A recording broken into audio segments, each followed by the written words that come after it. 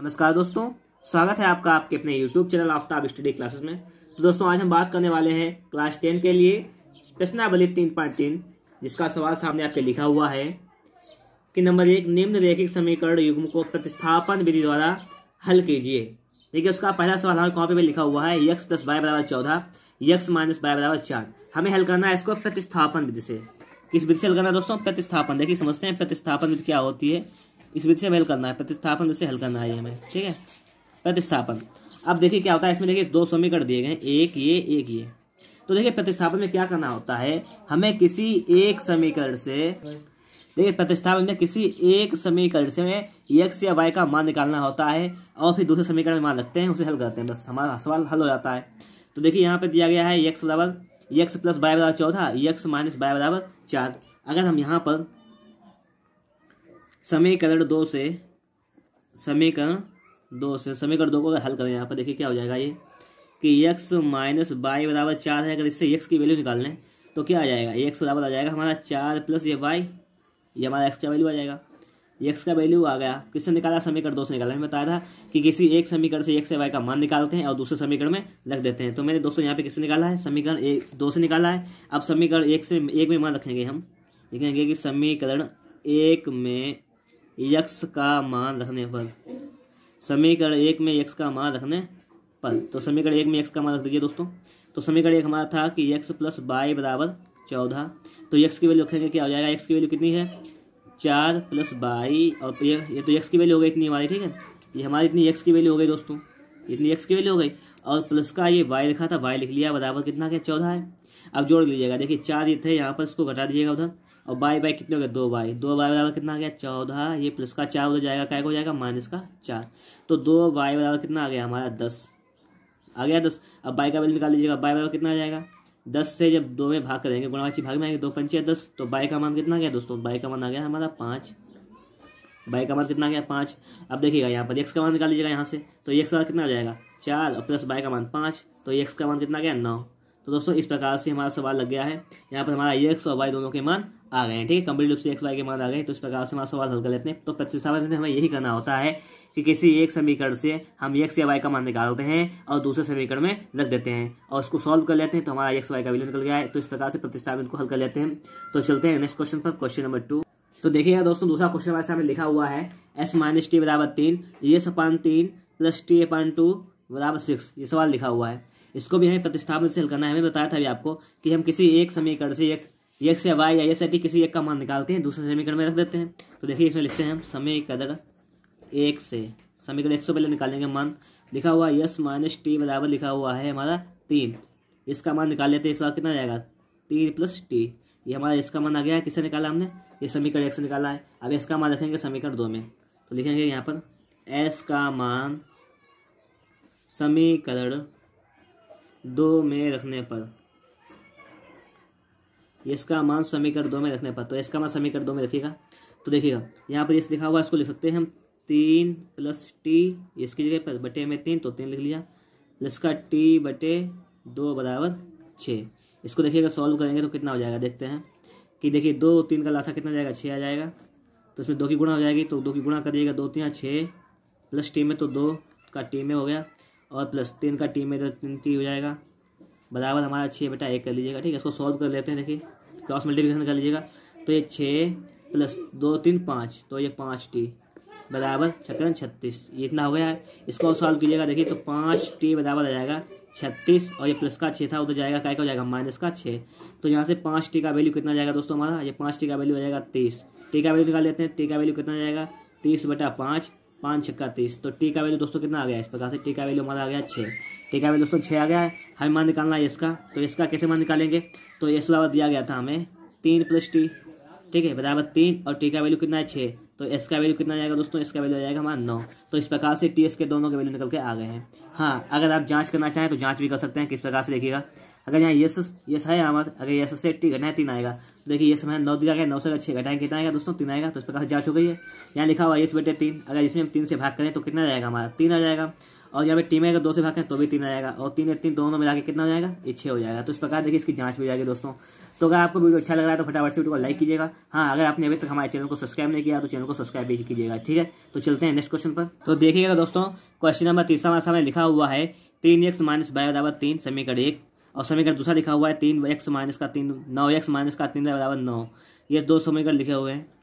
तो देखिए इसमें पूछ रहा है प्रतिस्थापन से इसको भी हल करना है। तो अगर हम समीकरण 2 को थोड़ा सा सॉल्व कर लें, 3 इसमें से समीकरण 2 से 3 कॉमन ले लें। देखिए समीकरण 2 से इसको देखिए हल करेंगे थोड़ा सा हम। अगर 3 कॉमन ले लें पूरे समीकरण से तो क्या हो जाएगा 3x - y बराबर 9।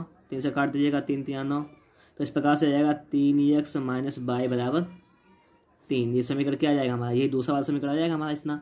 अब देखिएगा पहले समीकरण देखिएगा लिखा हुआ है 3x - y बराबर 3, और दूसरा समीकरण लिखा हुआ है 3x - y बराबर 3। समीकरण दोनों एक जैसे हो गए दोस्तों हमारे। अब देखिए जब दोनों समीकरण एक जैसे हो जाएंगे तो इसका मतलब है रेखाएं हमारी, अगर रेखाएं खींची जाएंगी तो रेखाएं कैसे हो जाएंगी हमारी, समपाती हो जाएंगी। हमारी रेखाएं दोस्तों कैसे हो जाएंगी, समपाती हो जाएंगी।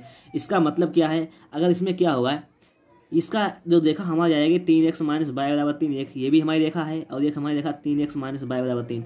तो इसका देखिए मान किस प्रकार से निकालेंगे, रेखाएं समपाती हो जाएंगी। तो इसमें अगर हम x का वैल्यू रखेंगे, x के मान रखते जाइए, x के मान अपने आप रखिएगा। ठीक है, जो भी मान रखेंगे तो y की वैल्यू आपको मिलती जाएगी। ठीक है, यहाँ पे ये होता है कि आप x का वैल्यू रखेंगे इस समीकरण में तो y का वैल्यू मिल जाएगा। इसलिए इसके अपरिमित रूप से अनेक हल होंगे। कितने हल होंगे, अनेक हल होंगे। ठीक है दोस्तों, इसके अनेक हल होंगे। तो आप इस प्रकार से इसको हल कर सकते हैं, क्योंकि इसमें क्या है रेखाएं समपाती हो गई तो उसके अनेक प्रकार से हल हो जाएंगे। x का वैल्यू हमने यहाँ पर मान लीजिएगा थोड़ी देर के लिए 1 रख लिया है, हमने x का वैल्यू 1 रख लिया है तो 3 को दिलाएंगे तो y का वैल्यू 0 हो जाएगा। इस प्रकार से एक मान हो जाएगा हमारा। ठीक है, मतलब जो ऐसे मान रखेंगे x y को जो समीकरण को संतुष्ट करते हो तो वो हमारा हल हो जाएगा। ठीक है, चलते हैं नेक्स्ट क्वेश्चन पर।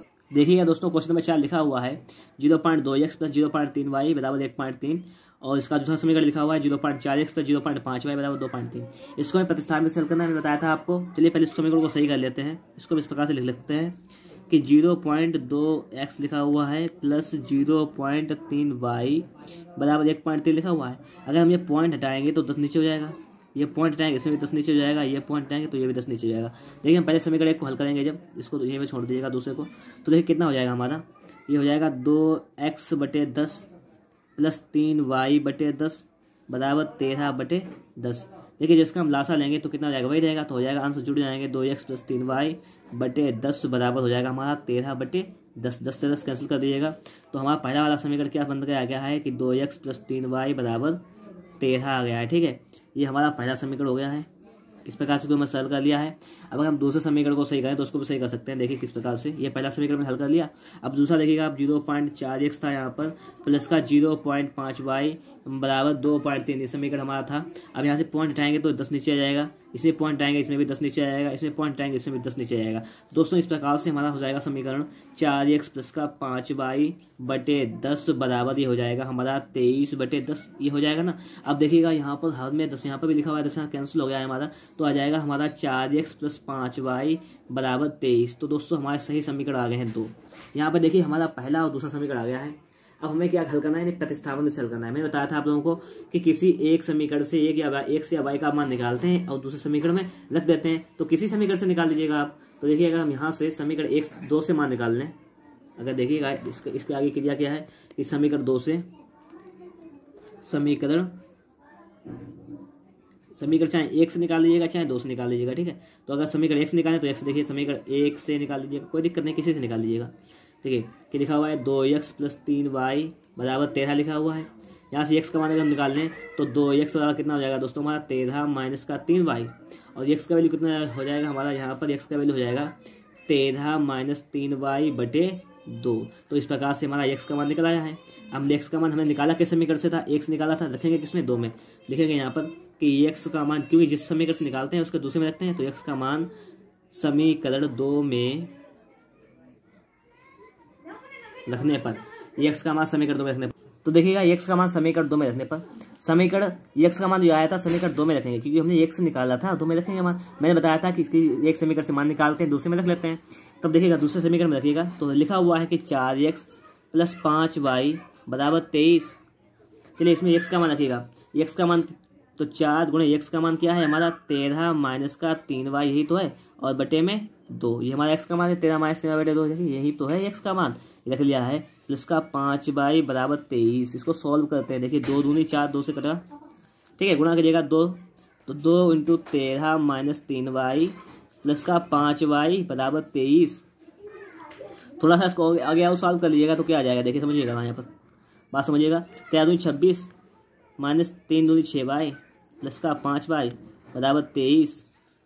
तो हल कीजिएगा 26, ये बचेगा माइनस का y बराबर 23। अगर हम 26 यहीं रहने 23 को उधर ले आए तो हो जाएगा हमारा 26 माइनस 23 और y उधर चला जाएगा y। अगर इसको सॉल्व कर लें तो यहाँ पे कितना बचेगा 3 बराबर y।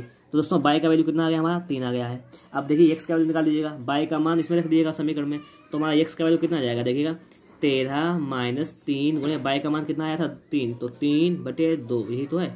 तो x का वैल्यू आ जाएगा हमारा 13 माइनस 3 क्या 9/2। इसका मतलब क्या है 4/2, यही तो इसका मतलब 4/2 मतलब 2 दूनी 4 2। x का मान कितना दोस्तों आ गया 2 आ गया। तो दोस्तों हमारा x का मान आ गया है 2 और y का मान आ गया है 3। इस प्रकार से हमारा सवाल हल हो गया है। x बराबर आ गया हमारा 2 और y बराबर 3। तो इस प्रकार से हमारा सवाल सॉल्व हो गया। दोस्तों अगर वीडियो आपको अच्छा लग रहा है तो फटाफट से वीडियो को लाइक कीजिएगा।